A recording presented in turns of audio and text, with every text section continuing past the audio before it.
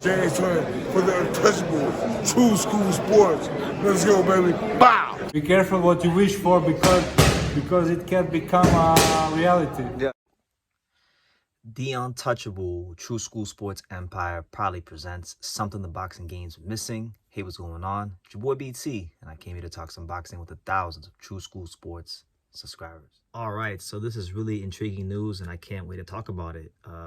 Supposedly, Teofimo Lopez and Bob Arum are in talks with Eddie Hearn and Matchroom Boxing about doing a potential Jaron Ennis fight, co-promotion, ESPN, DAZN pay-per-view. So make of that what you will. Really intriguing stuff. And we know anybody who's been following Teofimo Lopez real closely over the last year or so has known that Teofimo Lopez is actively seeking welterweight greatness. He wants to go to welterweight.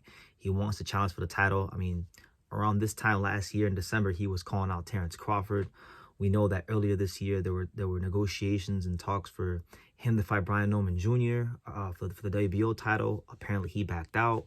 Now Jaron Ennis is actually a fight that they're exploring. So if this is true, which I believe it is, because Bob Arum has confirmed it, and Teofimo Lopez has been talking and running his mouth on social media about it, I believe it. I believe that there is an active attempt to make this fight, because commercially speaking, and I'm speaking only commercially, I'm not talking about rankings or who's a champion or anything like that. Commercially speaking, this Teofimo Lopez Jaron Ennis fight is the biggest fight for Boots right now at 147. It's not even against an active 147 pounder. It's a guy that's coming up from 140. So what do I think about the fight? I like this. I love this fight, actually. I love it. I love this fight because number one, I think it kills two birds with one stone. Let me explain. For Jaron Ennis, it gives him something he hasn't had for the first time in his career, and that is a very, very attractive fight commercially. He's had 32 fights, but not a whole lot of names or big time events you could really say he was in. This would be that for Jaron Ennis. That's number one, because Teofimo Lopez is a known name, two-time lineal champion. And when he's at his best, when he's right, when Teofimo Lopez is at his best and he's right, he is one of the best fighters in the world. But he hasn't been that too much over the last couple of fights. That's what it does for Boots. And what it does for Teofimo Lopez, I mean, Teofimo Lopez right now as it stands, I believe he's, 26, 27. So he's trying to become a 3-division champion by the age of 27. And, you know, this is a big task for him. You know, he's been an underdog many times in his career. Lomachenko was an underdog. A lot of people, myself included, were picking Josh Taylor to beat him. So we've seen with Teofimo Lopez, he tends to perform the best when people don't believe in him. And from a boxing standpoint, like, Boots is a big guy for 147. He has the frame to fight at 154 and potentially even 160 down the road. As to where with Teofimo Lopez, this is a guy that, you know, was a big puncher at 135, wasn't really punched like that at 140. So there's a lot of questions for me about what he would do at 147, you know, and if he's able to beat Jaron Ennis at this juncture of his career, then in my opinion, I mean, you can make the case right now. There's actually an argument you can make for Teofimo Lopez right now without Boots Ennis that he could be a Hall of Famer. But to me, to move up to 147 and beat Jaron Ennis at this point in his career to become the IBF welterweight champion, it would literally, in my opinion, and you guys can chime in below if you agree or disagree. Let me know in the comments if you agree or disagree with this point I'm about to make. But in my opinion, I think a win over Jaron Ennis to become the IBF welterweight champion of the world and a world champion in 3 weight classes at like 26, 27, that is the stuff of legend. That is greatness. And that would punch his ticket not just to the Hall of Fame, but to the Hall of Fame on the first ballot. No ifs, no ands, or buts about it. Because he is doing what we, like, for example, people want to see Gervonta Davis fight certain guys at 140, you know? He ain't really done that, you know. People want to see whatchamacallit. People were wanting to see Dave Benavidez for the longest time fight like an Artur Beterbiev or Bivol, and it took him a while to even move to light heavyweight. Teofimo Lopez is doing this shit at a young age. He's still got a couple years before 30, and he's already a hell of an accomplished fighter. So it's gonna be a very, very tough ask. But one thing about it is this: Teofimo Lopez is going a new direction now. He's with Eddie Reynoso, a guy that's been on that big stage so many times with Canelo. bigger stages than this will ever be.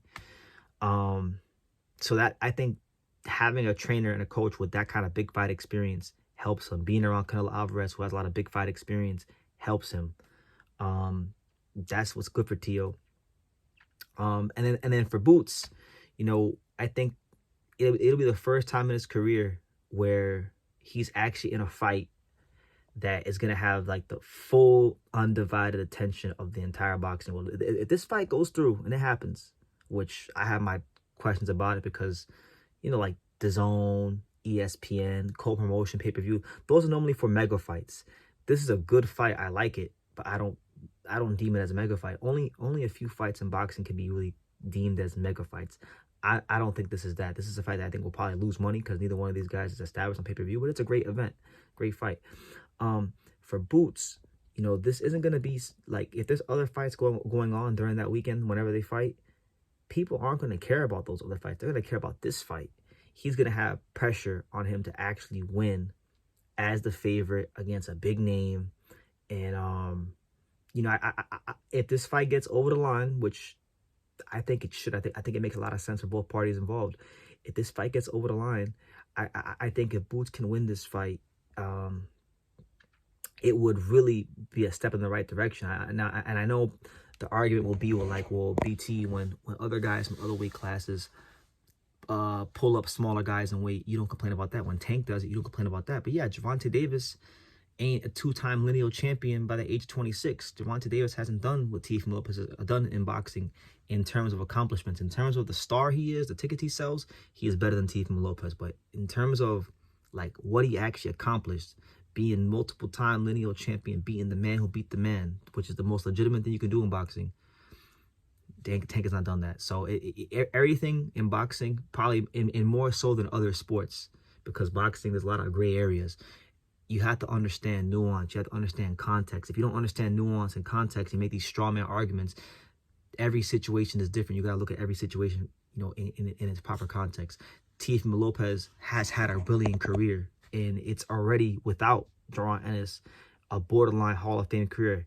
Obviously, there's been a lot of inconsistencies in performance, but when the fights that have mattered the most in his career, apart from George Kambosos Jr., you know, which, you know, he was supposed to win, but apart from that night, I mean, the Lomachenko fight, the Josh Taylor fight, even Richard Comey, a quiet as cat. People have short memories, but I remember back in 2019, a lot of people were thinking that Richard Comey had a chance to beat Teofimo Lopez, and you saw how well he performed. So, he is a great fighter when he's on, but it's got to be on. And I think this is a fight that would mentally get him up.